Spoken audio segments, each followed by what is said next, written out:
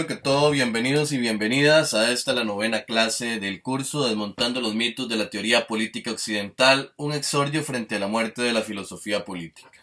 El día de hoy nos corresponde la novena clase dedicada a Immanuel Kant. El día de hoy la clase se titula Desmontando algunos mitos políticos de la filosofía del derecho de Immanuel Kant.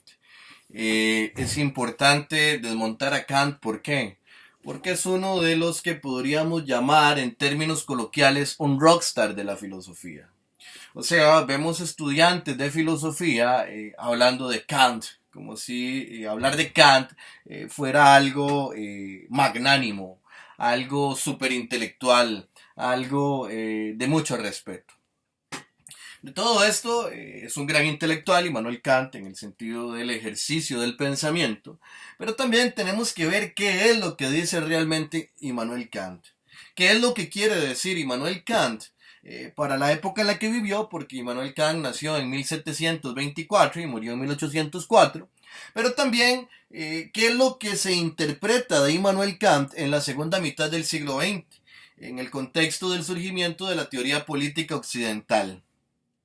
O sea, ¿por qué es que Immanuel Kant es elegido para ser parte del canon de la teoría política occidental? Kant es un autor no solamente reconocido en filosofía, sino también en otros ámbitos como la educación, el derecho, las relaciones internacionales. Incluso el pensamiento de Kant llega a ser importante para la constitución de la ONU, porque hay un libro muy pequeño de Immanuel Kant que llega a inspirar en teoría las versiones occidentales de la creación de la ONU, que se llama Hacia la paz perpetua. De ahí la importancia de ver quién es Kant y qué es lo que nos dice su pensamiento y por qué es que llega a ser interpretado de una determinada manera en la segunda mitad del siglo XX. Lo primero que tenemos que tomar en cuenta es el proceso de la Ilustración. Como dijimos, Kant vivió entre 1724 y 1804. O sea, Kant vivió el proceso de la Revolución Francesa. Pero Kant es un prusiano, o sea, Kant está en Alemania, en un contexto que es totalmente distinto del contexto francés. Mientras en Francia el pensamiento ilustrado de Jean-Jacques Rousseau, como lo estudiábamos la vez pasada, nos ha llegado a ser presentado como la máxima expresión de la Revolución Francesa, o lo que condujo a la Revolución Francesa, algo que desmitificábamos la vez pasada, Kant va a ir en contra de ese pensamiento. ¿Y por qué es que Kant va a ir en contra de ese pensamiento? Kant va a ir en contra de ese pensamiento porque Alemania como tal está regida por príncipes. O sea, lo que actualmente es la Alemania, ¿verdad? Todos estos gobiernos germanos son regidos por príncipes. Y desde el mismo surgimiento del luteranismo, cuando surgen las guerras religiosas en Europa, ¿verdad? El luteranismo en el siglo XV, siglo XVI, todas estas guerras que se van a dar, van a implicar el hecho de que el mismo Martín Lutero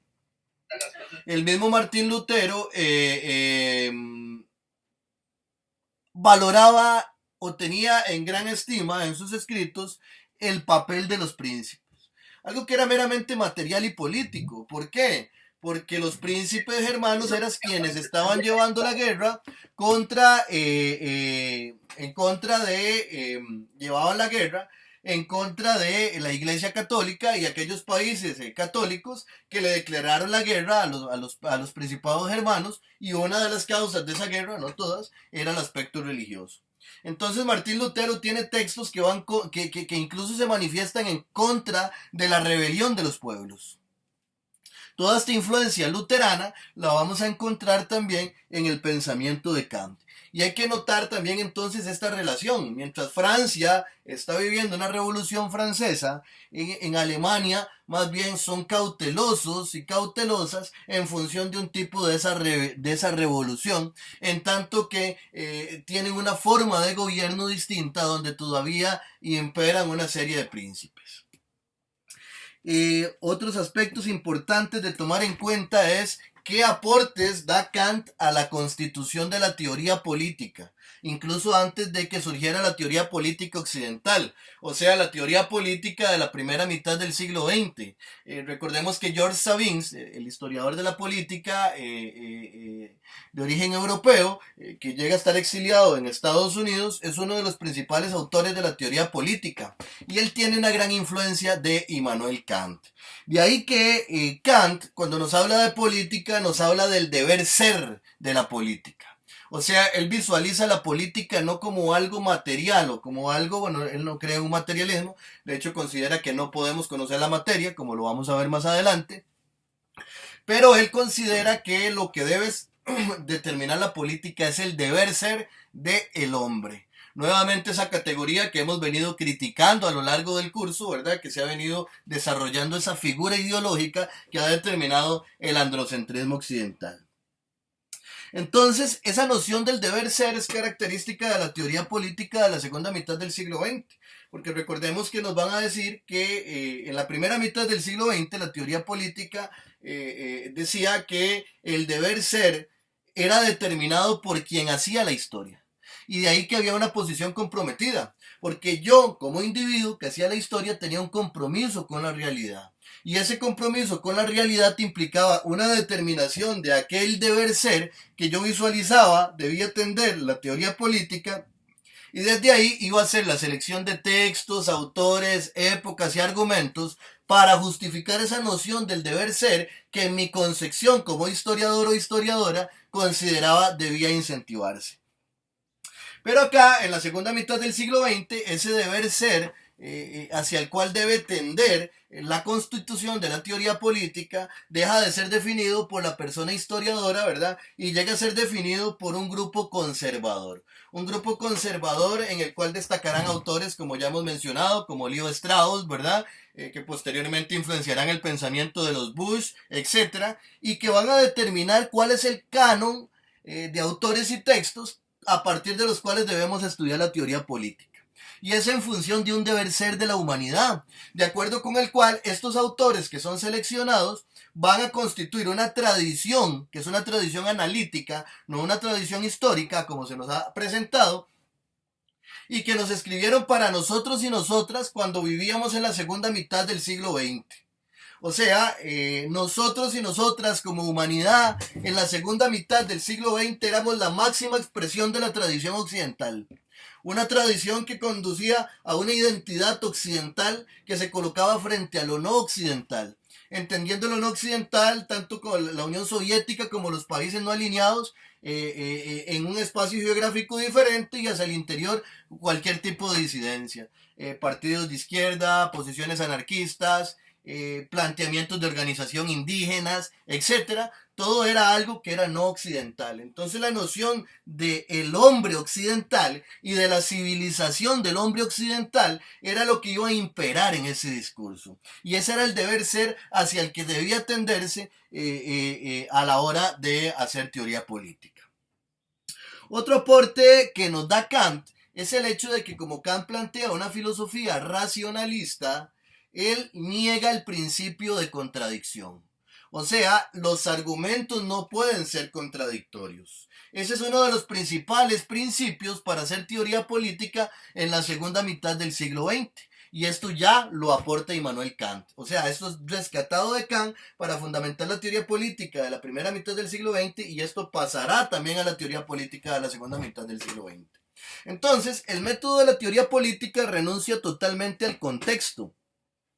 ¿Por qué renuncia al contexto? Porque no tiene ningún apego con el ser, sino que tiende a especular el deber ser. Y cuando hablamos del deber ser, hablamos del argumento, hablamos del razonamiento y hablamos del texto. Entonces, el método debe implicar una renuncia total a lo material, una renuncia total al momento histórico, a los hechos presentes, a las circunstancias e incluso al pasado, desde cierta óptica, porque lo que importa es el futuro, el deber ser, hacia dónde debe tender la humanidad y que en la argumentación como tal no hayan contradicciones, que todo sea analítico. Vemos que también aquí hay un ataque dirigido contra el método dialéctico en la constitución de la identidad de la teoría política occidental. Y el último punto que aporta Immanuel Kant, que ya bueno, los veníamos atrayendo desde Aristóteles, pero que ya aquí empezamos a ver una constitución de ese mito más acorde con una filosofía moderna, una filosofía contemporánea, es el mito del progreso. O sea que la humanidad tiende hacia el progreso. Y esto es una característica que no tendrá solo la teoría política occidental, sino también los abordajes marxistas. La noción de que la humanidad inevitablemente tiende hacia el progreso, hacia la evolución en otras teorías. Al respecto de Kant, antes de comenzar a estudiar lo que es su filosofía política y su filosofía del derecho, es necesario comprender algunos aspectos de la teoría del conocimiento para darnos cuenta por qué este pensamiento es autoritario, en qué sentido es autoritario, en qué sentido se nos ha presentado como si fuera simplemente una oveja blanca que nos habla de la paz perpetua y por qué se nos ha presentado de esta manera. En este sentido, la semana pasada, bueno, Kant en la teoría del conocimiento, vamos a hablar un poquito de algunos aspectos de la teoría del conocimiento. La teoría del conocimiento, en el contexto en el que se desenvuelve Kant, se refiere a un sujeto que conoce. O sea, es un sujeto, una subjetividad que conoce un objeto. O sea, esto es lo que en filosofía se llama un fenómeno. Un fenómeno es cuando un sujeto, en este caso yo, por ejemplo, tengo un fenómeno o conozco un objeto. En este momento yo tengo una interacción con la computadora. Puedo ver la computadora, puedo tocar la computadora, puedo escuchar la computadora si la muevo. Entonces, a partir de la experiencia, yo llego a obtener un conocimiento. O sea, la teoría del conocimiento lo que estudia es cómo yo, en tanto que sujeto, conozco el mundo. En este sentido, ahí es la relación del fenómeno, donde hay un sujeto que conoce y un objeto que es conocido. Algo que es muy característico del pensamiento occidental, ¿verdad? Porque hay un divorcio entre el sujeto y el objeto. Esto va a implicar también que el sujeto no va a intervenir en el objeto, que va a haber una separación entre el sujeto y el objeto. Esto va a ser uno de los principios positivistas que la próxima semana también veremos cómo criticará Hegel. La próxima semana que nos corresponde Hegel hará una crítica a esto. Pero vamos a quedarnos directamente en Kant. La semana pasada, para comprender a Kant, la semana pasada estudiamos un poco a René Descartes para entender a Jean-Jacques Rousseau. Descartes plantea un racionalismo, o sea, el sujeto que conoce el mundo, que se conoce a sí mismo y que conoce a Dios, para conocer tiene que partir de razón, de razonamientos. O sea, son los razonamientos los que para Descartes nos van a permitir conocer la realidad. Y los razonamientos van a tener como principios ideas a priori. Ideas innatas primero. Las ideas innatas son aquellas ideas que tenemos antes de nacer. Y también va a tener como principios ideas a priori. ¿Qué son los juicios a priori? Los juicios a priori son aquellos que no requieren de la experiencia para poder confirmarse. O sea, son los del principio de la deducción. De ahí que Descartes, la semana pasada decíamos, buscaba una verdad clara y distinta, que no pudiera someterse a duda. Y llegaba a la figura de la tautología, que era A es igual a A. En este caso, por ejemplo, en el caso kantiano, podríamos decir que un juicio a priori, de esta línea de pensamiento que viene de Descartes, es, por ejemplo, todo triángulo tiene tres ángulos. O sea, yo no necesito ver un triángulo para saber que un triángulo tiene tres ángulos, porque en el concepto mismo de ser triángulo, o sea, en la misma palabra, en la misma etimología, está el hecho de que tiene tres ángulos. De ahí que, por ejemplo, es un juicio analítico correcto decir que todo triángulo tiene tres ángulos, pero no que todo conjunto de tres ángulos es un triángulo, porque ahí sí estamos añadiendo algo más al razonamiento que no está en el mismo razonamiento. Esta es la parte del racionalismo, o sea, aquella que nos dice que el sujeto conoce mediante la razón. La otra parte es el empirismo inglés, que ha llegado a ser asociado históricamente al pensamiento de John Locke, pero que es una característica del pensamiento inglés de la época que apela a un utilitarismo. John Locke se nos ha dicho, y algo que ya estaba desde 1595, por ejemplo, en la obra sobre las leyes eclesiásticas de Richard Hooker, que para John Locke nacemos como si fuéramos un libro en blanco, una hoja en blanco. ¿Por qué? Porque para John Locke y para esta corriente empirista no tenemos ideas innatas. O sea, la bondad natural de la que nos hablaba, por ejemplo, Descartes, o de la que nos hablaba Sócrates como tal, de que todos y todas somos buenos y buenas por naturaleza, no es tal. Aquí nacemos como una hoja en blanco y nuestro conocimiento, el conocimiento de sujetos en tanto que conocemos, proviene de la experiencia. O sea, de lo que podemos ver, de lo que podemos tocar, de lo que podemos oler, de lo que podemos gustar y de lo que podemos escuchar. En este sentido, para el pensamiento kantiano, el empirismo va a representar los juicios sintéticos, o sea, los juicios que provienen de la experiencia, a partir de los cuales podemos inducir, o sea, acumular experiencia y realizar generalizaciones. El último autor que es necesario mencionar para comprender la epistemología kantiana o la teoría del conocimiento en Kant es David Hume. David Hume nos planteará el escepticismo. De acuerdo con Hume, la experiencia, la acumulación de datos, los datos experimentales que tenemos como sujetos, no son suficientes para dar un paso de la generalización a la ley universal. Por lo tanto, la ciencia es imposible. ¿Por qué? Porque el racionalismo es falso, porque son ideas complejas que provienen de ideas más simples y las ideas más simples provienen de observaciones. Ese es el principio del empirismo. Pero tampoco el empirismo nos puede permitir hacer ciencia, nos dirá David Hume, porque no existe un nexo entre la causa y el efecto, más allá de la costumbre y del hábito. A modo de ejemplo, yo puedo haber tenido mucha experiencia con respecto a las mañanas. Entonces ayer salió el sol, antier salió el sol, y todos los días de mis 35 de mis 35 años de vida ha salido el sol. O yo he visto en muchos de esos 35 años de vida que ha salido el sol.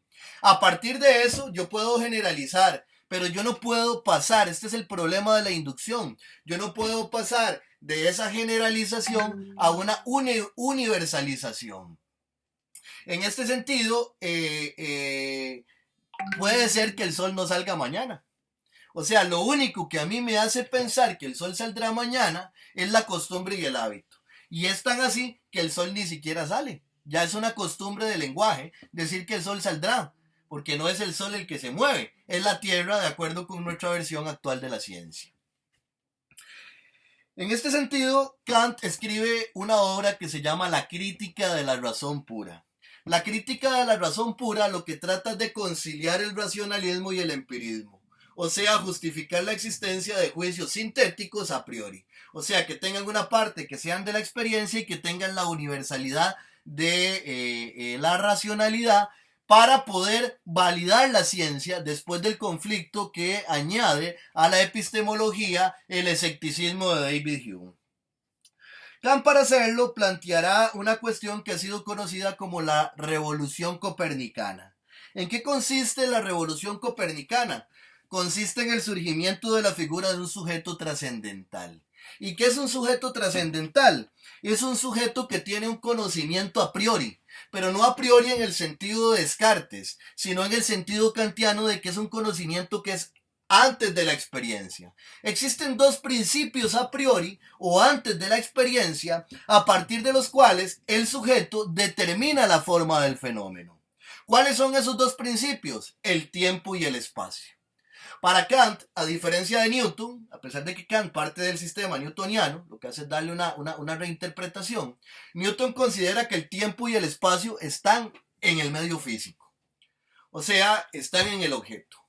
Para Kant, el tiempo y el espacio no están en el objeto. ¿En qué están el tiempo y el espacio? Están en la mente del sujeto y están antes de cualquier cosa que podamos ver, antes de cualquier cosa que podamos escuchar, antes de cualquier cosa que podamos tocar, gustar, antes de los 5 sentidos. Y entonces somos nosotros y nosotras, en tanto que sujetos, quienes le aportamos al fenómeno la causalidad. O sea, las cosas no están imbuidas en un tiempo y un espacio que son físicos, sino que es un sujeto el que aporta ese conocimiento. Entonces nosotros y nosotras le aportamos la forma al fenómeno. Es curioso esto, ¿verdad? Porque si lo analizamos, por ejemplo, un tiburón, que es el animal que tiene más desarrollado el grado de la visibilidad, no percibe el mundo igual que la humanidad. El tiburón como tal estará percibiendo, cuando yo muevo mi mano, una serie de choques eléctricos, porque si su visibilidad da tanto como para ver la energía, entonces estaría visualizando la energía y los choques eléctricos de mi mano, no mi mano. Entonces vemos que hasta cierto sentido este planteamiento epistemológico de Kant tiene cierta coherencia. Pero entonces el sujeto que conoce es el que aporta la forma al fenómeno. De ahí la imposibilidad de que conozcamos la materia. La materia, en tanto que materia, es algo que trae Kant ya desde Aristóteles, no la podemos conocer. Es algo que se encuentra patente. Es algo que sobre lo cual colocamos la forma e interpretamos el mundo. Y de ahí que surge la posibilidad de hacer juicios sintéticos a priori, porque la parte a priori del conocimiento la aportamos al proceso antes de la experiencia. Esto validará para Kant, esto lo planteará todo en un apartado de la lógica, de la crítica a la razón pura, que se llama estética trascendental.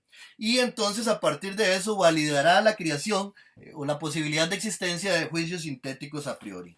Pero después de que sucede esta estética trascendental, o sea, esta determinación de cómo el sujeto trascendental conoce el mundo a través de su aporte con el tiempo y el espacio, nos dirá que también existe una lógica trascendental. Y aquí es donde ya la política tiene que empezar a sospechar. ¿Por qué una lógica trascendental? Una lógica trascendental que determinará las reglas del pensamiento. Y estas reglas del pensamiento van a determinar el conocimiento humano. O sea, aquí Kant hará una reinterpretación de las categorías lógicas aristotélicas y nos dirá que nuestro pensamiento es ahistórico y que son esas categorías lo que van a determinar nuestro conocimiento.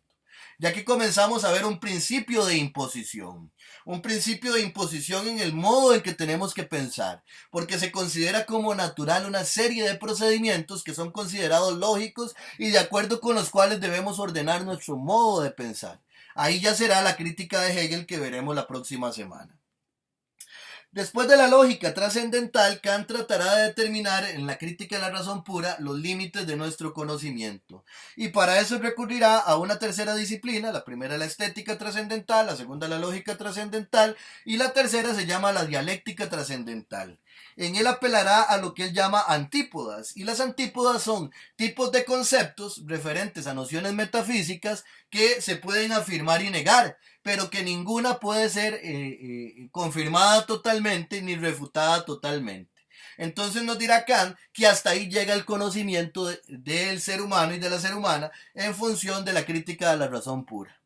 Aquí llegamos a temáticas como Dios y el alma. O sea, son temáticas que no pueden ser determinadas a partir de la razón. Vamos a ver cómo las va a determinar Kant. Otra obra de Kant, que es después de la crítica de la razón pura, se llama La crítica de la razón práctica. En la crítica de la razón práctica, así como se le impuso reglas al pensamiento y así como se estipuló que existían principios que determinaban la forma del fenómeno a partir de la percepción del sujeto, Kant nos hablará de la existencia de reglas universales que van a determinar la voluntad y la conducta del sujeto.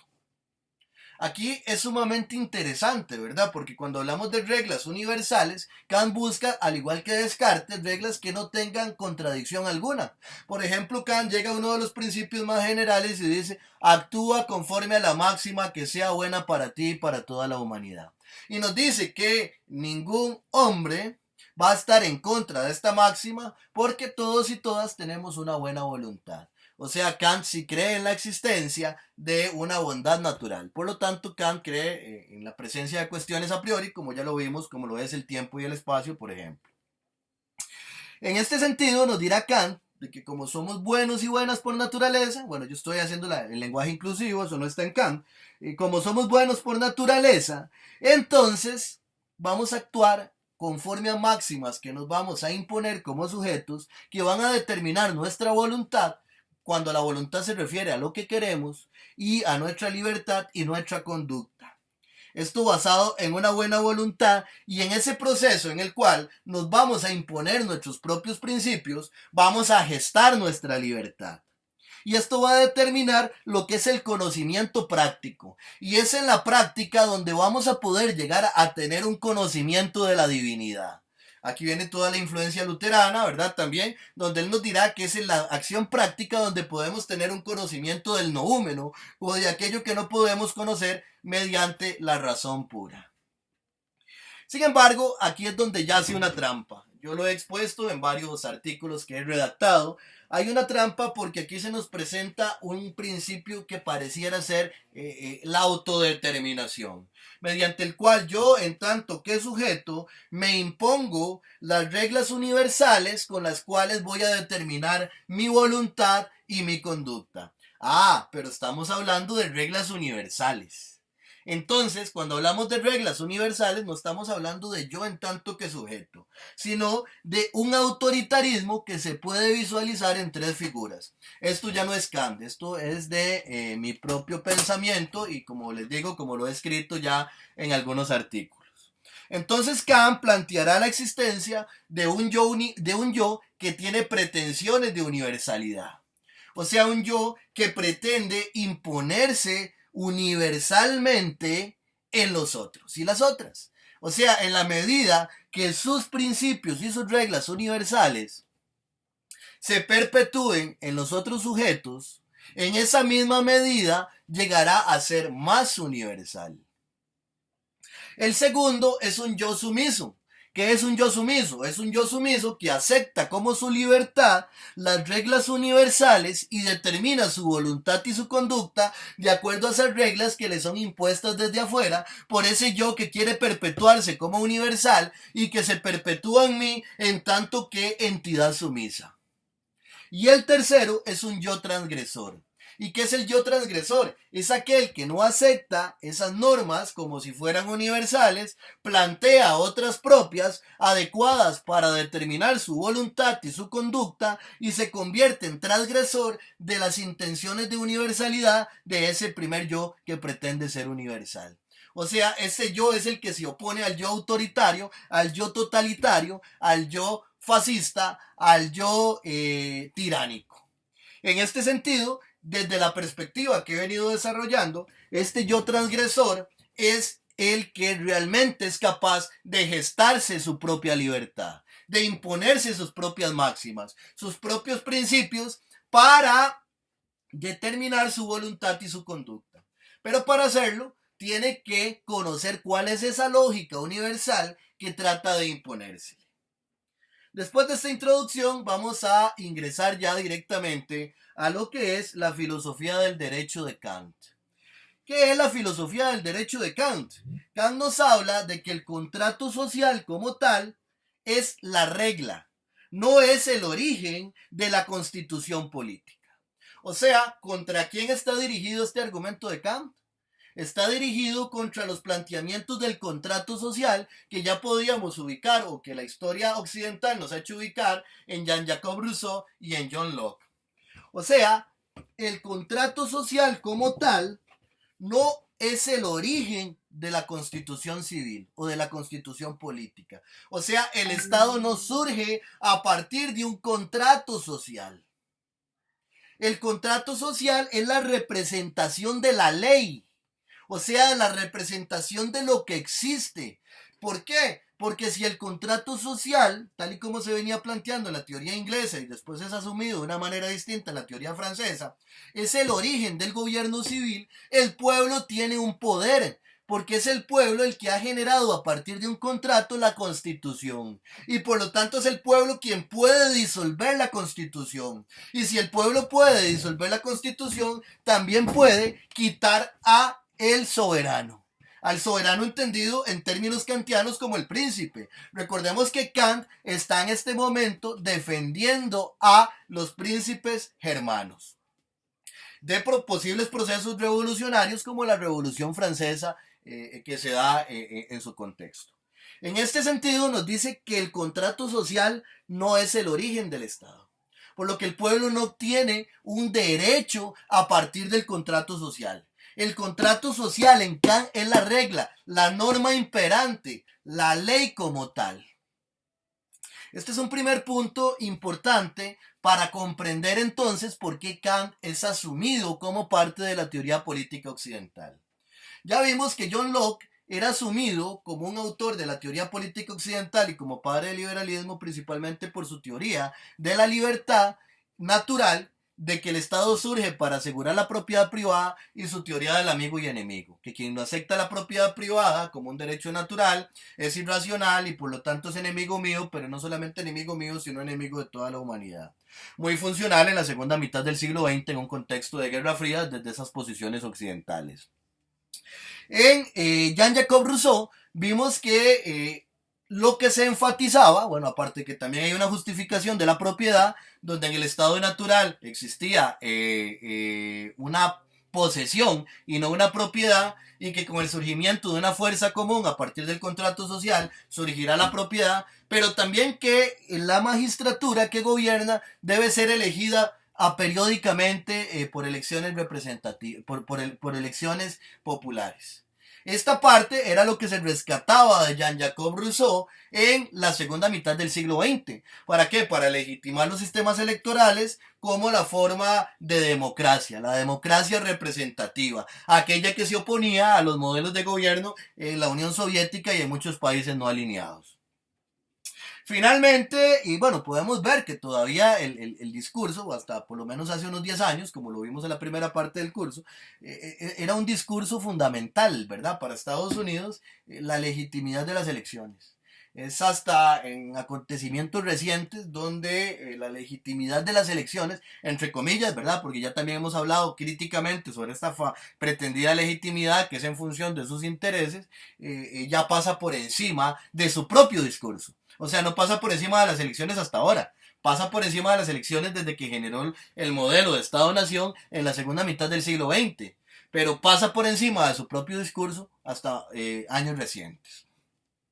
Pero en Kant encuentra algo. Y es que la teoría de Locke y la teoría de Rousseau justifican abstractamente, o sea, si lo vemos descontextualizadamente, justificarían procesos de revolución. Mientras que Kant niega el proceso de revolución y llega a ver el contrato social como algo que garantiza la propiedad, como algo que no está, como algo que garantiza la propiedad y que niega cualquier proceso de revolución. Y de ahí que el contrato social sea la regla, la ley, no el origen de la constitución política. Nos dirá Kant que el contrato social se encarga de lo que es la administración del Estado. Y la administración del Estado tiene tres elementos. La legislación, que se corresponderá con el soberano. El gobierno, que se corresponderá con las personas que ejercen el gobierno. Y la justicia pública, que se corresponderá prácticamente con el control social y la felicidad y la libertad, entendiendo la felicidad como un bien privado y la libertad como lo que debe promover el Estado. Vean ustedes qué funcional todo esto para el pensamiento capitalista de la segunda mitad del siglo XX, pero ya lo vamos a ver más adelantito. Por otra parte, el pueblo no ostenta derechos efectivos a partir del contrato social. Porque si el contrato social no justifica el origen del Estado, sino un acuerdo de la voluntad universal del pueblo para establecer las leyes, el pueblo no obtiene derechos a partir del contrato social. Y principalmente esto se va a constituir como un ataque dirigido contra el derecho de resistencia legítima de los pueblos. Más adelante Kant nos dará un tipo de resistencia legítima que es una pantomima, como lo vamos a analizar. Al respecto de esto cito a Kant. Dice Kant: si el pueblo posee derechos, también debiera tener poder. Sin embargo, como no puede instaurar un poder legítimo, tampoco tampoco posee estrictamente derecho alguno, sino tan solo un ideal. O sea, lo que el pueblo obtiene para Kant a partir del contrato social es un ideal de derecho. O sea, un deber ser de la humanidad, hacia dónde debemos tender a ser. No obtiene un derecho material, un derecho presente. Lo que obtiene es un deber ser, porque no tiene el poder. Por eso es que el pueblo no puede instaurar un contrato social. Lo puede avalar porque es una voluntad común, nos dirá Kant. Ahí es donde entran las contradicciones de la política. Incluso nos dice Kant que suponiendo que hubiese un contrato originario entre el soberano y el pueblo, donde Kant no establece una diferencia entre soberano, ley, constitución y príncipe, y el pueblo, esto no explicaría el origen del Estado civil, sino que nada más sería la explicación, este contrato sería la explicación del deber ser del Estado. O sea, cómo tiene que organizarse los asuntos públicos. O sea, no es algo que garantice el origen del Estado, que sea causa del origen del Estado, sino más bien algo que se refiera al deber ser del Estado.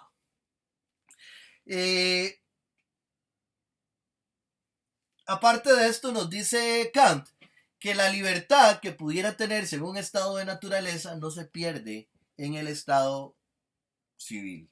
Lo que se gana más bien es la nomia, o sea, el nomos, la ley, algo que regula racionalmente esa misma libertad. Recordemos que en Locke, por ejemplo, se perdía la libertad de castigar a quien me hiciera una injusticia. Eso se le cedía al Estado, que iba a garantizarme la seguridad y aplicar racionalmente el castigo proporcional a la falta. En Rousseau, yo cedía determinada libertad, ¿verdad?, para obtener una fuerza común que me permitiera conservarme y obtenía la propiedad. Por otro lado, Kant nos hablará de una ley coactiva que va a implicar una restricción de la libertad, pero en tanto que la seguridad general. O sea, lo que importa en el contrato social es la ley coactiva que limita mi libertad en pos de la seguridad. Entonces ya aquí podemos comenzar a ver también la intencionalidad de sumar a Kant como uno de los autores del canon de la teoría política occidental de la segunda mitad del siglo XX. Aquí estamos hablando de que la seguridad como tal es prioridad ante la libertad. O sea, el Estado debe garantizarnos la seguridad. Y vean ustedes en los modelos autoritarios lo que puede implicar esto, que la seguridad general esté por encima de la libertad. Ahora bien, vamos a ver porque Kant más adelante nos va a hablar también de otra cuestión de la libertad. El poder soberano para Kant, por tanto, es supremo. O sea, nos está apelando a una teoría del poder absoluto del soberano, donde dijimos que el soberano va a ser el príncipe, la constitución y la ley, que no hay una diferenciación en Kant de estos elementos. Y como tiene un poder soberano, es incontestable, no tiene instancia superior a la cual se pueda acudir para acusar al poder soberano.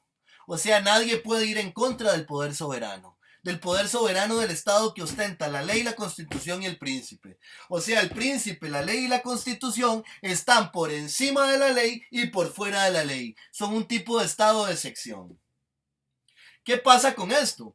Pasa que cuando se desaparece la figura del príncipe, entonces esto puede ser interpretado como que nadie puede ir en contra de la lógica del Estado. O sea, la ley y la constitución no pueden ser contradichas, no pueden ser denunciadas, no pueden ser transgredidas, porque representan el poder soberano y no son el resultado de un pacto entre nosotros y nosotras como pueblo, sino que nosotros y nosotras simplemente lo que tenemos es un ideal de derecho que se manifiesta en la Constitución. Podríamos ir en contra del gobierno, pero no en contra del poder soberano, no en contra de la lógica del Estado. Y vean ustedes qué interesante cuando estamos hablando que después de 1950, con el origen de la ONU y otra institucionalidad internacional, la imagen de Estado-nación que comienza a imponerse en el mundo es una noción totalitaria, digamos, que trata de imponérsele a todo el mundo. Una noción totalizante. O sea, desde un país como el Congo hasta un país como Estados Unidos tiene que calzar dentro de una noción de Estado-nación, dentro de una noción de poder soberano, dentro de una noción donde se garantice la propiedad privada dentro de la visión occidental. El poder soberano no se puede contradecir, o sea, tiene un poder absoluto. O sea, no hay derecho de resistencia contra el poder soberano. No se puede ir en contra de la Constitución ni se puede ir en contra del Estado.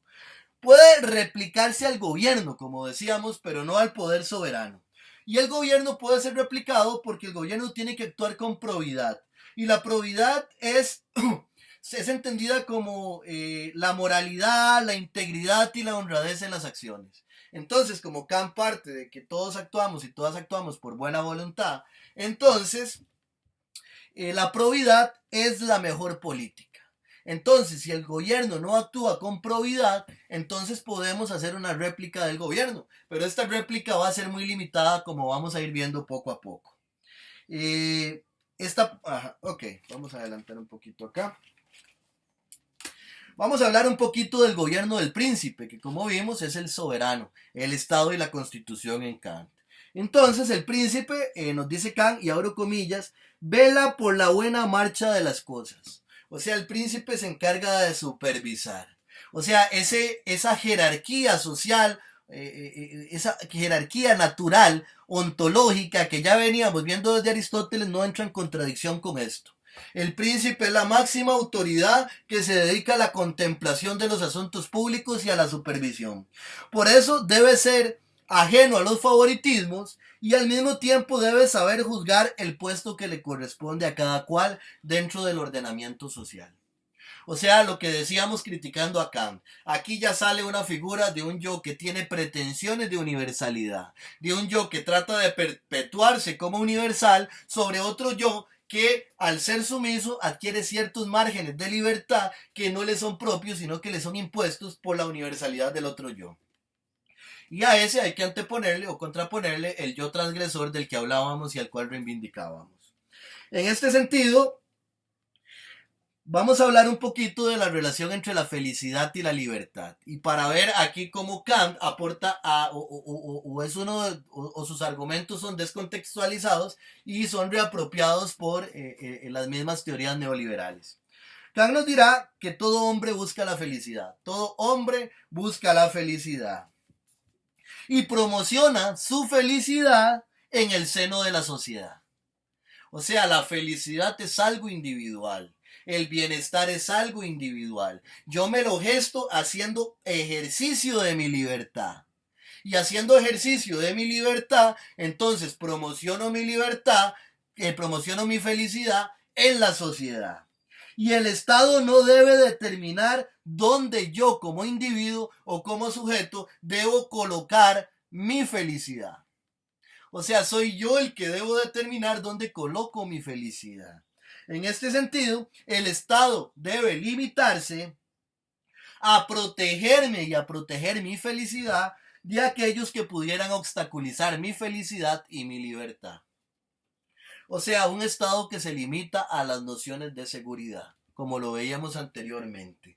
O sea, un Estado que me garantiza la libertad de yo generar mi felicidad. Y si convertimos esa felicidad en lucro, estamos llegando a un esquema que es reapropiado, por ejemplo, por von Hayek. Entonces vemos que acá mi felicidad es individual. O sea, no existe un bien común, no existe un bienestar, un estado social de derecho. No existe, como lo dirían en la filosofía inglesa que hemos estudiado, el Commonwealth, la riqueza común, que es el resultado del contrato social. Porque el contrato social no se da para originar esa riqueza social que constituye el Estado.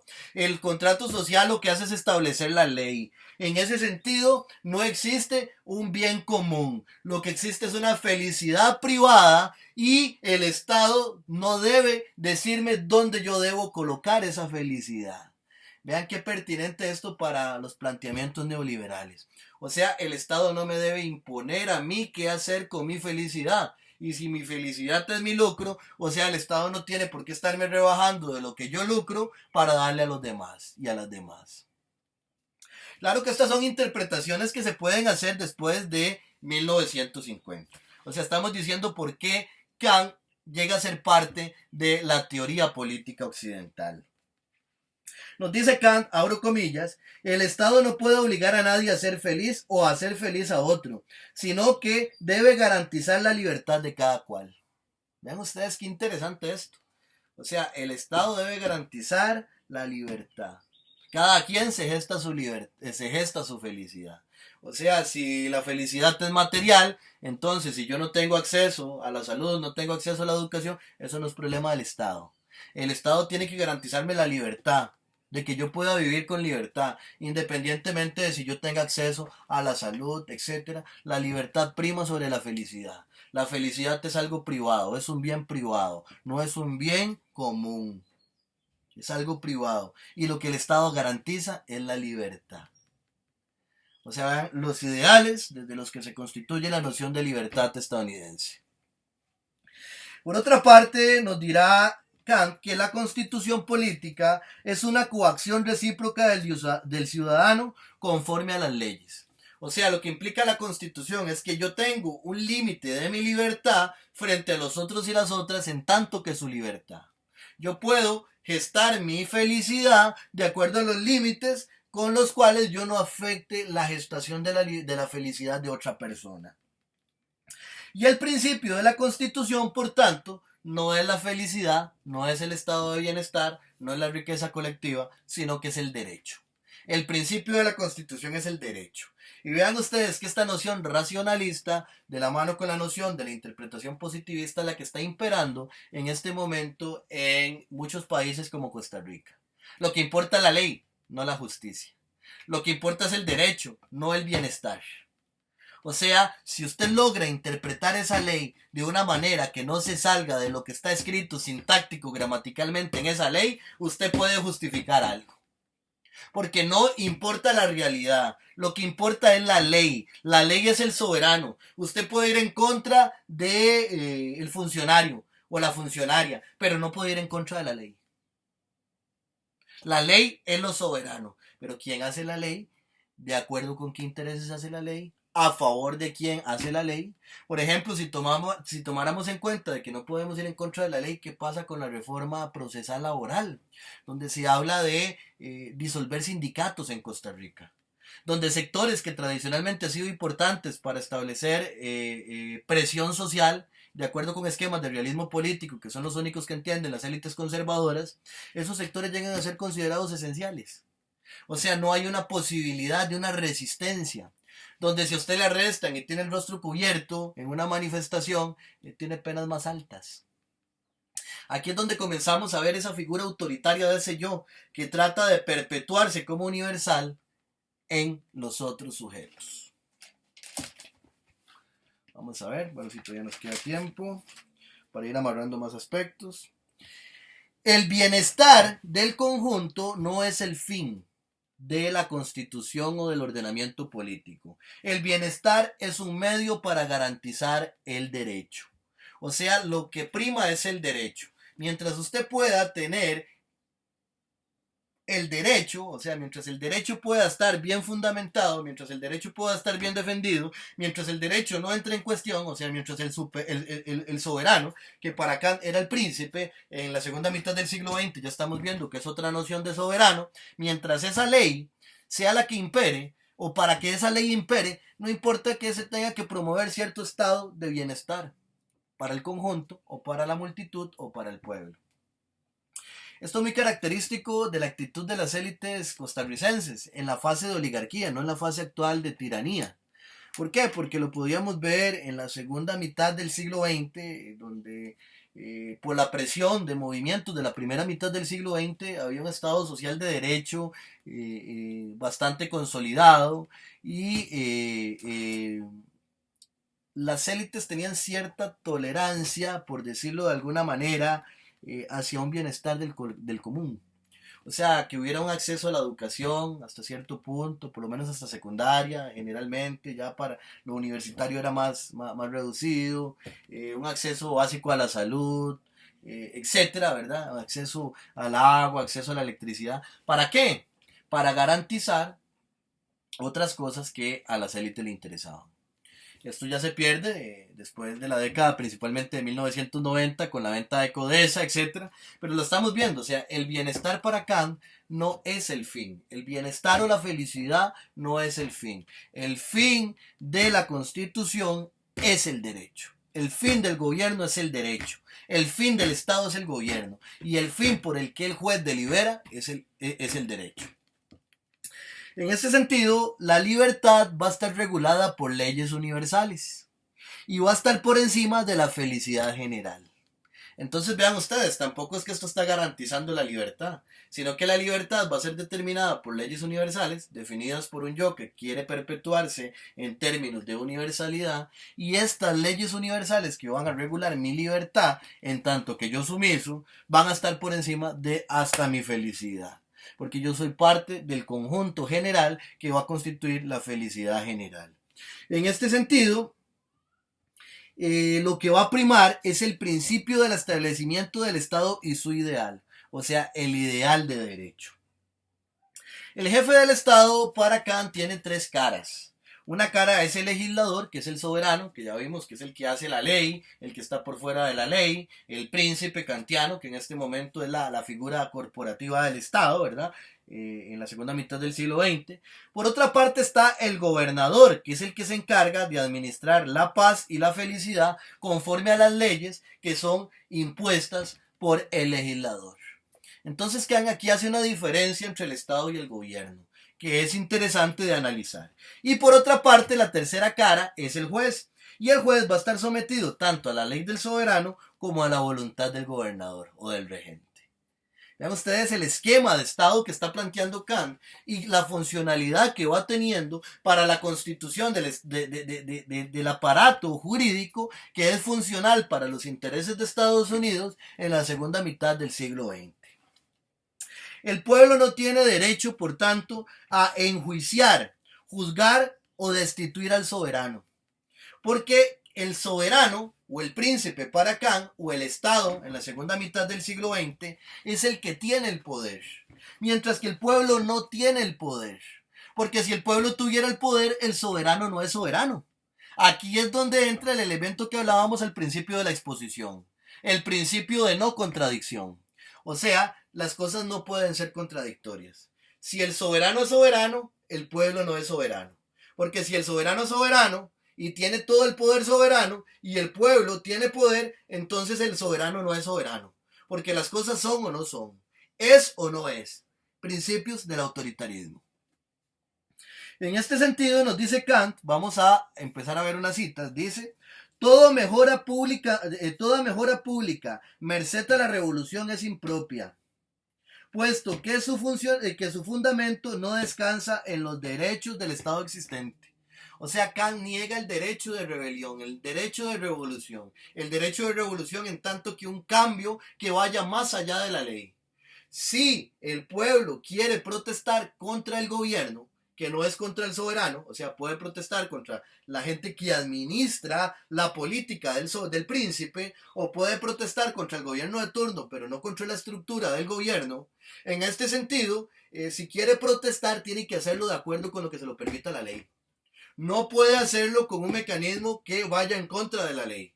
Entonces, por ejemplo, si en el combo hicimos bloqueos, porque la ley no sancionaba rígidamente a quien hacía bloqueos, y ya íbamos en contra de lo que dice Kant, porque el bloqueo no estaba permitido y lo hacíamos porque la ley era baja. Entonces lo que hizo Miguel Ángel de aumentar las penas por los bloqueos llega a ser considerado parte de la ley. Entonces no hay que bloquear.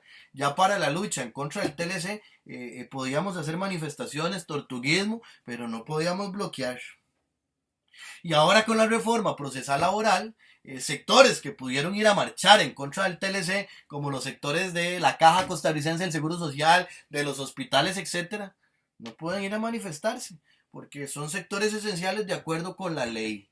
Y la ley debe ser respetada. La ley no debe ser transgredida, porque la ley ha sido fundada por hombres con buena voluntad.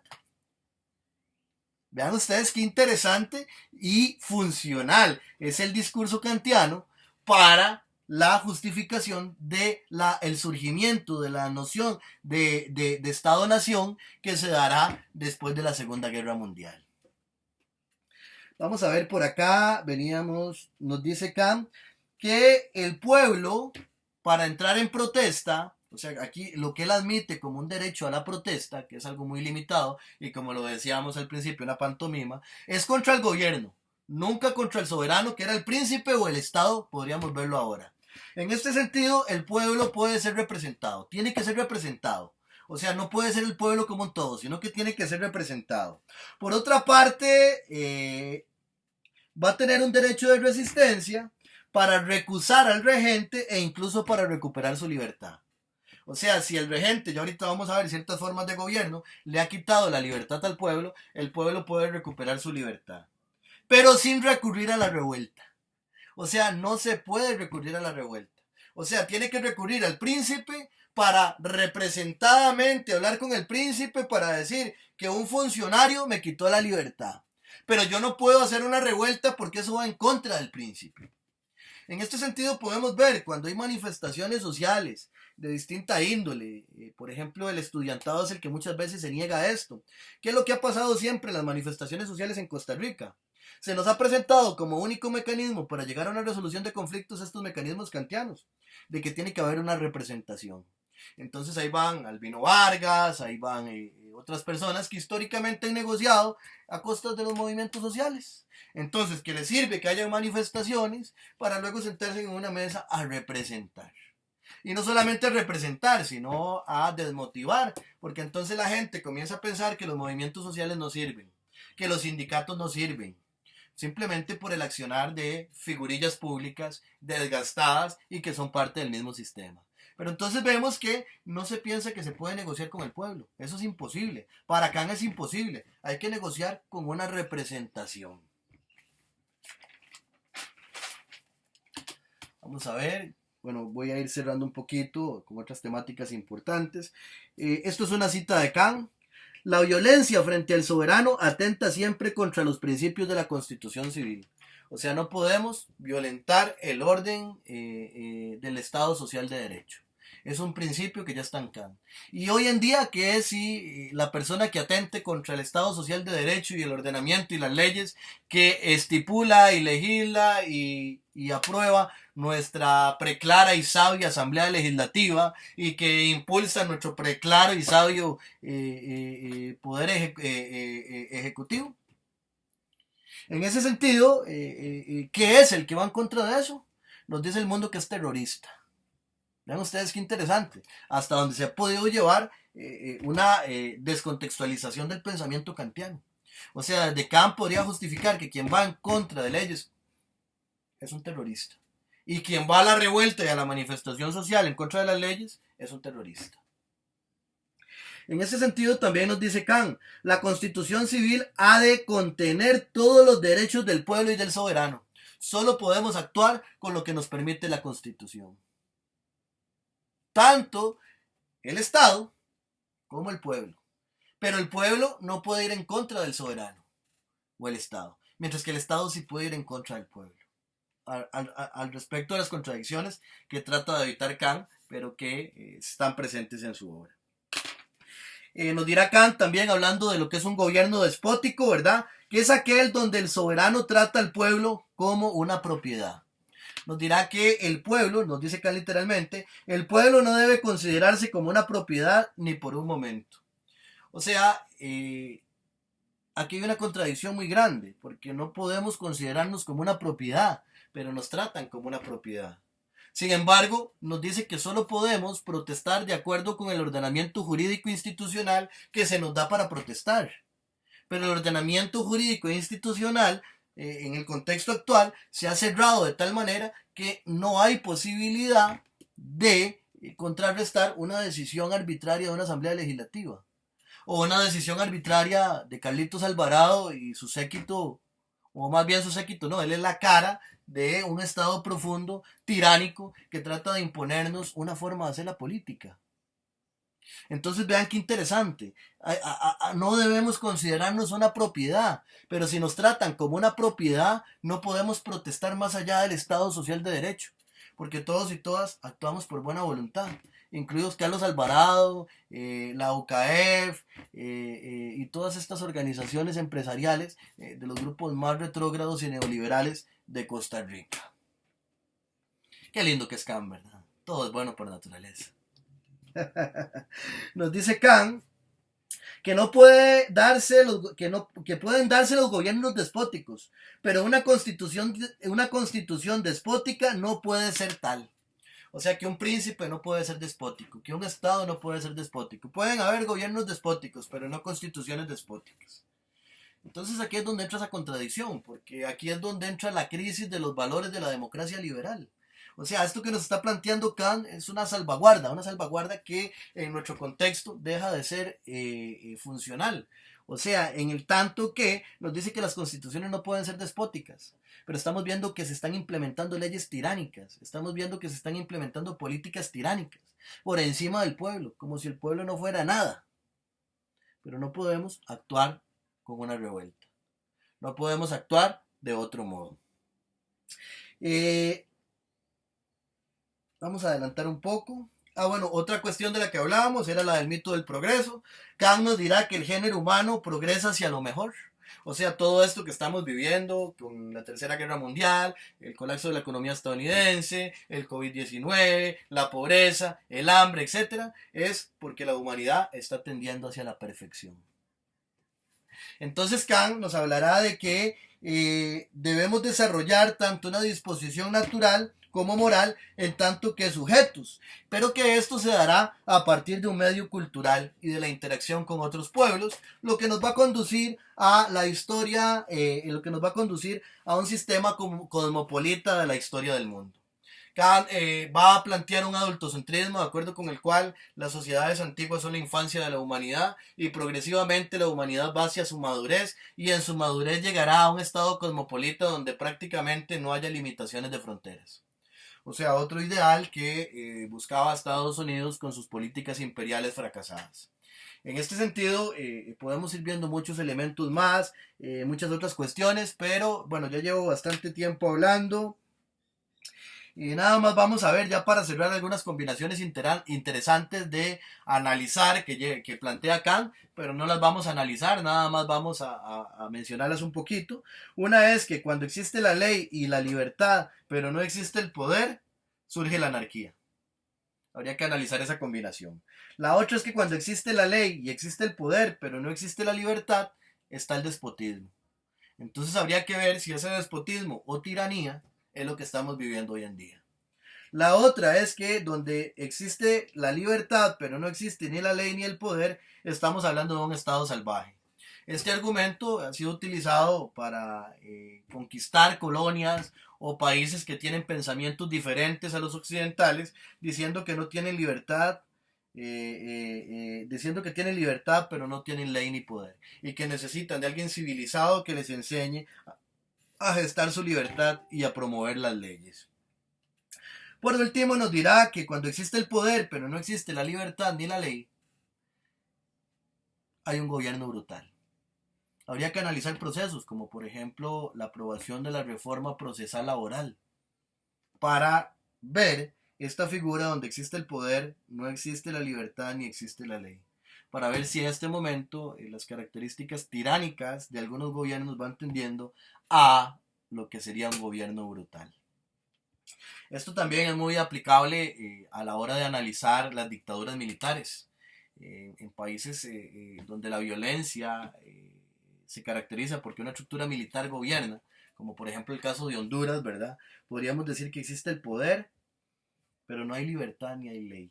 Como quedó demostrado, por ejemplo, con Mel, cuando tuvo que aterrizar en pijamas en Costa Rica. Todo el mundo dijo que había habido un golpe de Estado en Honduras y luego la dictadura militar llegó y dijo, no, es que esto se ampara en la Constitución hondureña y como venía gestado desde Estados Unidos, sí, entonces sí es ley. O sea, no hay ley ni libertad, solo hay poder. es un gobierno brutal. Y habría que ver si hay distintos niveles de gobiernos brutales. Hasta qué punto en Costa Rica podríamos hablar también de una graduación de un gobierno brutal. Entonces, esta última parte es muy interesante también para repensar críticamente dónde nos encontramos en ese marco de la crisis de la democracia liberal como discurso, ¿verdad? Justificatorio de las pretensiones imperiales de Estados Unidos en el mundo y la realidad. Bueno, vamos a dejar por la primera parte de la clase aquí. La primera parte, como lo hemos hecho siempre, ¿verdad? Es la exposición de la temática. La segunda es un diálogo. Les pido que nos centremos en la temática de Kant, en criticar a Kant desde Kant y desde nuestra actualidad. Entonces, no sé quién quiere asumir la palabra. Recuerden que tienen los micrófonos desactivados, entonces los activan cuando quieren tomar la palabra.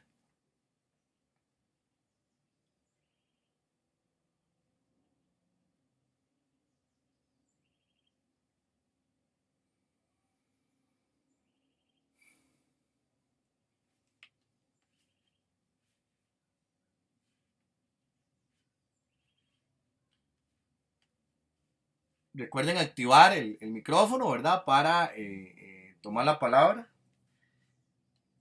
Ven qué interesante. Nuevamente quisiera retomar este aspecto. Cuando estamos en la universidad y vemos estudiantes de filosofía, es como un gran orgullo decir que soy muy intelectual cuando hablo de Kant. Porque Kant lo dijo. Porque Kant. En derecho se habla de Kant. En educación se habla de Kant y todo el mundo es como, oh, Kant. Pero entonces vean ustedes que ha habido una intencionalidad. Recordemos el conductismo político de la primera mitad del siglo XX, que lo que importa es cómo las cosas se manifiestan en lo que dice y hace la gente, y la academia no está exenta de eso. La selección del canon de autores y textos de la teoría política occidental ha hecho que Kant sea Kant, que Locke sea Locke. No es que Locke es Locke, como se nos presenta Locke, o Kant es Kant, como se nos presenta Kant. Es como nos han hecho ver a estos autores. ¿Quién gustaría asumir la palabra?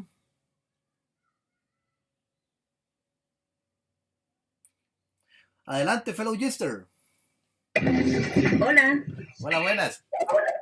Buenas, me llama mucho la atención cómo juega el tema del poder de un lado a otro, ¿verdad? Sobre todo al pueblo. ¿Cuándo es conveniente depositárselo y cuándo no, verdad? ¿Cuándo se le quita, verdad? Entonces, se le da, por ejemplo, cada 4 años con respecto a las votaciones, ¿verdad? Ahí sí tiene el máximo poder, digamos, en la democracia, en el discurso democrático, pero después se le quita. Ya después de las elecciones ya usted se despoja de ese poder, ¿verdad? Y ese discurso desmovilizador al final, ¿verdad? Que conlleva esa democracia representativa. Eso sería. Excelente.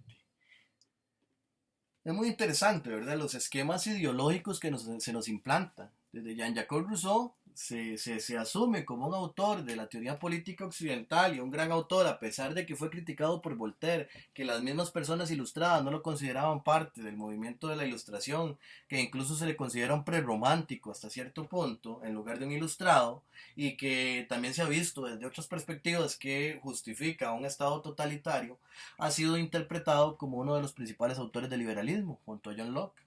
Y lo que nos plantea Rousseau es precisamente ese sistema electoral, la democracia representativa. Entonces, para que un país sea un país libre, tiene que tener votaciones. Entonces, por ejemplo, Venezuela es sospechosa de no tener democracia porque, ¿cómo es que se llama? Hugo Chávez estuvo muchos años en el poder y ahora Maduro también. Ah, pero Angela Merkel no es sospechosa de haber estado tanto tiempo en el poder, pero es en Alemania. Ah, entonces es lo mismo, pero es distinto. Ah, pero el pensamiento occidental no tiene que ser contradictorio. Ah, entonces vemos que un sistema electoral en un país como Venezuela implica que todo el aparato de la OEA está en Venezuela esperando para ver las elecciones. Si en las elecciones haya fraude o no haya fraude, gana Guaidó, las elecciones fueron limpias, las elecciones fueron claras. Si en las elecciones haya fraude o no haya fraude, gana Nicolás Maduro, las elecciones fueron fraudulentas, etc. Hay un manejo, un manejo oculto de la noción de votación. Pero al mismo tiempo se nos impuso como una noción y un requisito de una democracia liberal. ¿Por qué? Porque los sistemas electorales no se daban en otros modelos políticos, como decir en la Unión Soviética, como decir en algunos países no alineados, o en las organizaciones indígenas locales. No hay sistemas electorales, pero se nos dice que nuestra libertad se garantiza porque tenemos la posibilidad de elegir y turnar el uso del poder. En ese sentido, como bien lo dice la compañera, ¿verdad? Cada 4 años obtenemos el poder. Es como lo decía uno de mis mentores, Eduardo Saxe Fernández. Eduardo decía, la democracia representativa se podría relacionar directamente con que tuviéramos la posibilidad de tener sexo cada 4 años y por 5 minutos. Y es que si lo vemos es así. O sea, la libertad que tenemos la obtenemos cuando damos la cédula. Ah, ya me da mi libertad. La llevo en una papeleta. Esa libertad que llevo en una papeleta, voy a una urna. ¡Pum! Marco, tengo mi libertad. Doblo la papeleta. ¡Pum! La echo en una urna y ya perdí mi libertad. Ya perdí mi derecho político. En el sistema rusoniano, ¿verdad? Porque si lo viéramos en el sistema kantiano ni siquiera hay derecho a eso, ¿verdad? O sea, podríamos tal vez quizás elegir los funcionarios públicos, pero no el poder soberano del príncipe. El poder soberano está por encima del Estado. Y como se puede interpretar acá, y se hace en la segunda mitad del siglo XX, podemos cambiar a los gobernantes y protestar contra los gobernantes, pero no contra el Estado. O sea, el Estado tiene que tener ese tipo de organización, punto. Si el Estado no tiene elecciones representativas y una democracia representativa, el Estado es sospechoso de no ser occidental, o es sospechoso de no ser libre, o es sospechoso de no ser democrático. Sin embargo, ese discurso, como ya lo hemos visto, se convierte en un discurso desmovilizador. Podemos ver históricamente, ¿verdad? O sea, los cambios que hemos experimentado en las manifestaciones sociales. De un combo ICE donde pudimos paralizar las intenciones de Miguel Ángel Rodríguez de privatizar de raíz de un solo golpe el ICE. Pudimos ver en el TLC donde casi podemos detener el TLC. Y lo podemos ver en el plan fiscal donde simplemente al gobierno no le importó al pueblo. Entonces, ¿qué es la libertad que se gesta en un sistema electoral? En el año 2020, en la finalización de la segunda década del siglo XXI e inicios de la tercera. Ahí es donde hay unos cambios políticos sumamente interesantes. Aquí en el chat hay alguien que ha estado escribiendo, vamos a ver, dice Ale, ¿cómo Costa Rica puede legitimar su democracia o el maquillaje de eso, dado lo neoliberal, si pidió el ejército de la ONU para hacer exportación de personas sin cédula? Yo lo vi en el caso de 3 personas, una adulta mayor de nacionalidad china y 2 jóvenes de nacionalidad nicaragüense. Es muy interesante, digamos, hay algunos hechos ahí que tendría que explicarme más porque no estoy contextualizado, entonces no me atrevería a opinar. Sin embargo, es curioso porque cuando se pide el ejército de la ONU es curioso porque hay un imaginario de Costa Rica hacia afuera del mundo. Y el imaginario implica que Costa Rica es un país de paz, que Costa Rica no tiene ejército. Es más, el imaginario, que es parte de esta misma construcción, nada más que local, implica que el ideario cívico que se genera nos dice que la gesta de 1856 es una gesta donde campesinos y campesinas liderados por Juanito Mora logran vencer a los filibusteros. Cuando es mentira, Costa Rica tenía el mejor ejército de Centroamérica en ese contexto. Costa Rica tenía las mejores armas. Y no fue solo Costa Rica, aquí llegaron huestes de ejércitos de otras partes de Centroamérica para contener el avance de los filibusteros que partían de la doctrina del destino manifiesto y querían apoderarse de toda América. Entonces fue interesante porque ahí se gestan 2 cosas con ese imaginario. Uno es que éramos campesinos que no teníamos ejército y campesinas. Y otro es que somos excepcionales. Somos lo mejor de Centroamérica. Vean ustedes lo que se va gestando desde una interpretación de un hecho. Por otra parte, cuando vamos a la gesta del 48 y del 49, nos dicen que José Figueres abole el ejército. Y era muy funcional. Le era muy funcional a Figueres Ferrer abolir el ejército. ¿Por qué? Porque él tenía su ejército privado. Entonces no tenía competencia del Estado. Él tuvo su ejército en la lucha. Es más, en la década de los 70, antes de que lo llamaran a Estados Unidos y lo hicieran cambiar de pensamiento político, José Figueres le dona su arsenal de armas al Ejército Sandinista de Liberación Nacional. ¿Ustedes creen que las armas que le donó Figueres al Ejército Sandinista eran las del 48? No. Y si lo vemos actualmente en nuestros aparatos policiales, existen miles de personas que han sido entrenadas y se siguen entrenando en la Escuela de las Américas, que es una escuela militar. Y Costa Rica, si bien no tiene ejército, participa en las Olimpiadas Militares. O sea, estamos diciendo que Costa Rica y gana medallas en las Olimpiadas Militares. Entonces ahí está el discurso. Somos un país de paz. No tenemos ejército, no nos pueden atacar desde afuera, la gente se puede manifestar y no va a haber criminalización, no va a haber represión. Ese es el imaginario que está hacia afuera de Costa Rica al respecto de Costa Rica. Pero ¿qué tan real es eso? ¿Qué tan real es eso que nos están, ¿cómo es que se llama? Creando en la mente. Acá, al respecto de lo que dice Alejandra, ¿verdad? Ale, creo que es Ale, sí. Dice, para la exportación de personas sin cédula. Ahí yo me quedo, o sea, no podría emitir criterio porque sí necesitaría más base, ¿verdad? Del hecho, porque no tengo conocimiento al respecto. Me declaro ignorante al respecto. Me gustaría, y más bien si tuviera información que me pudiera pasar, lo agradecería para seguirme instruyendo. Nos dice Witt. Yo no entiendo muy bien esto de la soberanía, es decir, qué tanto se pueden provocar cambios estructurales cada 4 años si el discurso soberano es casi que inamovible. Es interesante, ¿verdad? O sea, es como lo dice Kant.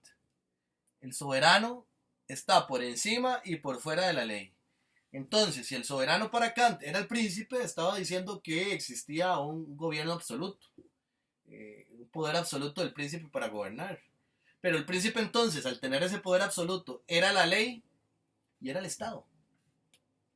En tanto que, cuando el príncipe desaparece, ese carácter soberano lo conserva la ley y lo conserva el Estado. Desde las perspectivas rusonianas, por ejemplo, podría decirse que el soberano, o luquianas, el soberano no está concentrado en el Estado, sino que el pueblo tiene una cuota del poder soberano. Esto también fue incentivado en la segunda mitad del siglo XX por Estados Unidos para decir que los países occidentales, que eran los que estaban a favor de sus intereses, sus gobiernos y sus élites eran vasallas, le garantizaban al pueblo un derecho a la protesta. Y eso nos diferenciaba de otros países que consideraban autoritarios porque no se permitía el derecho a la protesta, o a la disidencia, o a la libertad de expresión. Entonces no era que Estados Unidos quisiera potenciar la libertad o el hecho de que el pueblo tuviera parte del poder soberano. Era simplemente un criterio de identidad, una cuestión ideológica, de acuerdo con la cual nos diferenciábamos de otros países en tanto que aquí sí hay libertad, porque aquí nos podemos manifestar. Claro, nos podíamos manifestar en cosas que no atentaran los intereses directos de Estados Unidos. Ya cuando comenzamos a manifestarnos en contra de la privatización, ahí cambia y es donde entran en crisis los discursos de la democracia liberal. En ese sentido, el poder soberano del pueblo como tal es una cuestión muy discutible. Como bien lo decía Kant ahí, o sea, hay algunos que incluso consideran de que el gobierno es como una especie de pastor y el pueblo es como una especie de rebaño al cual trasquilan. Es el realismo político, o sea, nos dirá Carl Schmitt que el gobernante mira al gobernado como un animal irracional, como un animal polícromo, como algo que tiene, a lo que tiene que mandar, no algo con lo que puede entablar un contrato. Entonces, ahí es donde tenemos que empezar a ver cuál es la cuota de poder soberano que tenemos como pueblo. Y si hablamos de los gobiernos sí ejecutan cambios y muy fuertes en 4 años. Nada más que son cambios a veces que son a favor de sus propios intereses. O sea, por ejemplo, cuando hablamos de Carlitos Alvarado y su ley procesal y su reforma a la ley procesal laboral, es un cambio radical. Es un cambio que se gesta en 2018, ¿verdad? De acuerdo con el cual prácticamente se criminaliza la protesta en el plano jurídico. Entonces se habla de disolver sindicatos. O sea, se habla de disolver sindicatos. Vean ustedes lo complicado. O sea, estamos hablando casi de una medida fascista. Disolver sindicatos que vayan a huelgas que sean declaradas ilegales. O sea, el principio kantiano. No se puede ir en contra de la ley. La ley determina si una huelga es legal o es ilegal. Y si un sindicato se va a una huelga ilegal, puede ser disuelto ese sindicato.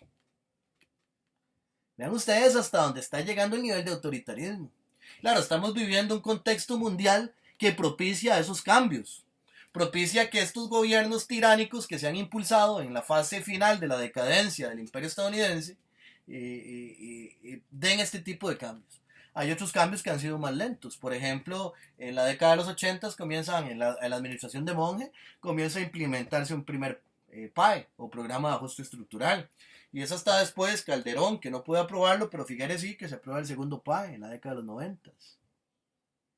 Entonces hay algunos cambios que sí son paulatinos, pero hay otros cambios que dependiendo de las circunstancias históricas son incluso brutales.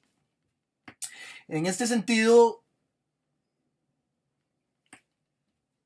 bueno, ese sería como el sentido que podría abordar esto. Nos pregunta Génesis también en el chat, dice, en lo personal me llama mucho la atención el tema de la libertad y el bienestar que él plantea. De ahí que se promueve en gran parte el individualismo, exactamente, y a partir del cual se reproducen y asumen dichos como el pobre es pobre porque quiere, exactamente, discursos que se vuelven aún más visibles en la situación actual con el COVID-19 y la discriminación que se fomenta por ejemplo, hacia los nicaragüenses. Un comentario más que pertinente. En este sentido, hay un autor que se llama John Rolfe. John Rolfe escribe en 1971 un libro que se llama La teoría de la justicia, A Theory of Justice.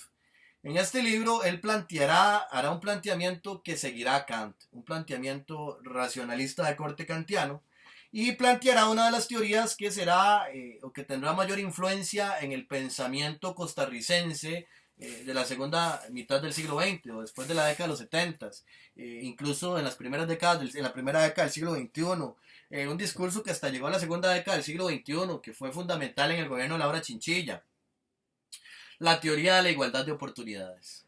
Y como lo vamos a ver cuando lleguemos a la clase de John Rolfe, la igualdad de oportunidades se caracteriza porque es una justificación de que el pobre es pobre porque quiere. Porque si usted, el Estado, le garantiza las herramientas necesarias para que salga de la pobreza y usted tiene las habilidades cognitivas y racionales para salir de la pobreza y no lo hace es porque no le da la gana. O sea, la riqueza no es la culpable de la pobreza. La pobreza es la culpable de la pobreza. Y esto va a ir derivando de estos argumentos kantianos. Es sumamente interesante, o sea, cuando decimos que la felicidad es algo individual, entonces desde acá se apropia el consumismo y la mercadotecnia que nos ha construido como ratones en laboratorio. La felicidad es que yo vaya a ponerme unas tenis Nike. La felicidad es que yo pueda ir a un mall. La felicidad es que pueda comerme un combo de McDonald's o una cajita feliz. La felicidad es que pueda tener el último iPhone. La felicidad es que pueda tener un carro. La felicidad es que mi casa sea de lujo. La felicidad es que pueda tener los libros más caros. Para irnos a otro contexto. Entonces vean qué interesante. La felicidad es individual. Yo promuevo mi felicidad en la sociedad. Pero el Estado no tiene que decirme dónde colocar mi felicidad porque la felicidad es individual. O sea, mi felicidad no depende de que tanto yo como otras personas tengan acceso a la educación, tengan acceso a la salud, tengan acceso al alimento, tengan acceso al techo, tengan acceso al cobijo, tengan acceso a un montón de cosas. Incluso espacios de ocio. para tener relaciones afectivas. No importa. Eso no le concierne al Estado. La felicidad es individual. Al Estado lo que le concierne es garantizar que nadie intervenga con mi felicidad. Garantizar mi libertad. Es un discurso que, como decíamos, para Kant era funcional en tanto que él estaba alabando el papel de los príncipes prusianos, o de los príncipes germanos más bien, pero que en nuestro contexto puede ser reinterpretado desde las teorías neoliberales, empezando por las teorías de von Hayek. Vamos a ver, no sé si quieren profundizar más lo que han preguntado o hacer más preguntas, comentarios.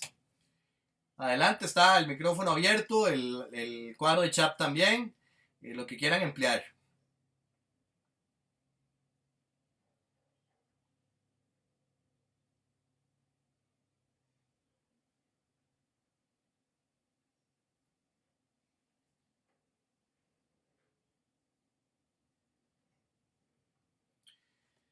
Bueno, si no hubiera más comentarios, entonces me quedaría decirles que recuerden que el viernes 12 de junio, o sea, el próximo viernes, tenemos una actividad de mucha calidad que se llama El quehacer del teatro en tiempos del COVID-19. Esta actividad es un coloquio, la mesa la va a coordinar Sebastián Miranda, que es un poeta que nos ha estado colaborando con la sección literaria y que nos ayudó con la organización de la actividad. Y los participantes van a ser Andy Gamboa de Costa Rica, un actor costarricense y director de teatro, y Javier Romero, un actor y director de teatro, Premio Nacional de Poesía en Panamá. Entonces va a ser una actividad binacional bastante interesante para ir despertando estas sensibilidades artísticas que también son necesarias para generar los procesos de cambio. Cordialmente invitados e invitadas. Por otra parte, quería también, ¿cómo es que se llama?